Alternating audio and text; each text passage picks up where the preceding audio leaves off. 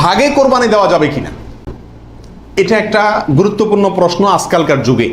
কারণ কোন কোন ওলামা একরাম বলছেন ভাগে কোরবানি দেওয়া যাবে না, বরং গরু হোক আর ওঁট হোক, যত বড় পশুই হোক, দিলে একজনের পক্ষ থেকে দিতে হবে, 7 ব্যক্তির পক্ষ থেকে যথেষ্ট হবে। এই যে কথা প্রচলিত আছে, এটাকে অনেক কোন কোন ওলামা একরাম কি করছেন, অস্বীকার করছেন। আসলে সঠিক কোনটা, এ ব্যাপারে আগেই বলেছি যে একাডেমিক আলোচনা খুব বেশি লম্বাচড়া করার ইচ্ছা নাই এবং সুযোগও নেই।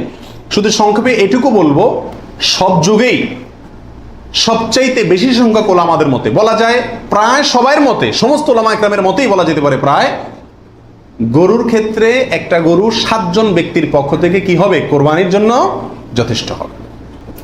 গরুর ক্ষেত্রে 7 জনের পক্ষ থেকে যথেষ্ট হবে। তবে একটা কথা এখানে বলতেই হবে, সেটা হলো উত্তম হলো একাকি দেওয়া, ভাগে না দিয়ে কি দেওয়া, একাকি দেওয়া। এই ক্ষেত্রে কারোর কোনো দ্বিমত নাই, একাকি দিতে পারলে সেটা সবচেয়ে বেস্ট এবং ভালো।